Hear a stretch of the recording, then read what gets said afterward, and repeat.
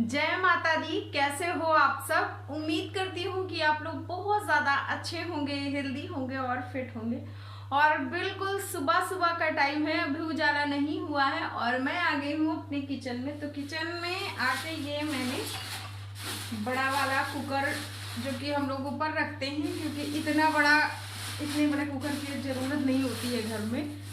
Daily use में छोटा सा कुकर चलता है, आप लोगों ने देखा ही है। तो आज हमारे यहाँ कन्या पूजन है, इसलिए सोच रही हूँ आज मैं इस कुकर में खीर बनाऊंगी तो सबके लिए हो जाएगा आसानी से। और जल्दी दूध मैंने इधर चढ़ा दिया है, नहा धो के झाड़ू पोछा हो गया है, दूध ये चढ़ा हुआ है। तो अभी अंधेरा है इसलिए ज़्यादा बाहर दिखाई नहीं दे रहा है आप। और एक चीज़ और है कि जब ये कोई चीज़ होती है ना तो मेरी नींद एकदम मतलब जल्दी से खुल ही जाती है। ऐसे बहुत नाटक होते हैं मेरे, मुझे बहुत मिश्रा जी को मतलब बार बार कहना पड़ता है रुचि उठो, टाइम हो गया टाइम हो गया। लेकिन जब ये सब कुछ होता है ना तो मैं सबसे पहले घर में उठ जाती हूँ। जब मैं पोछा लगा रही थी तब मम्मी उठी थी।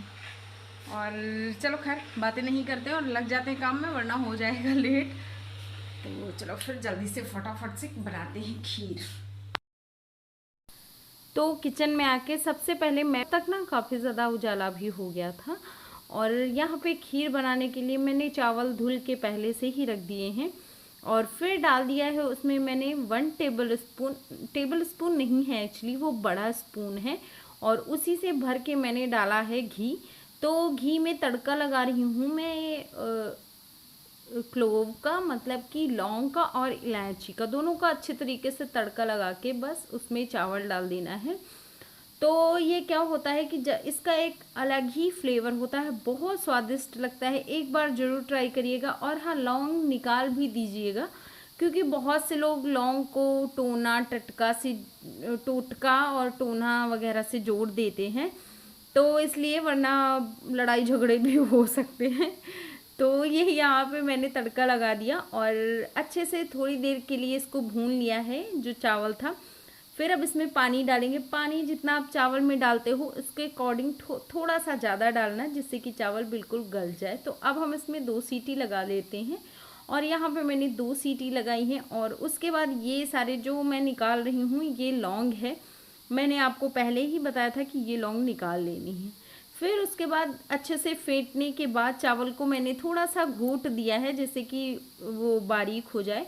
और फिर उसमें दूध डालेंगे। तो दूध मैंने यहाँ पे लगभग 1.5 लीटर के करीब था, 1-1.5 लीटर था, नपा नहीं था एक्चुअली, तो मुझे ज़्यादा अंदाज़ा नहीं है।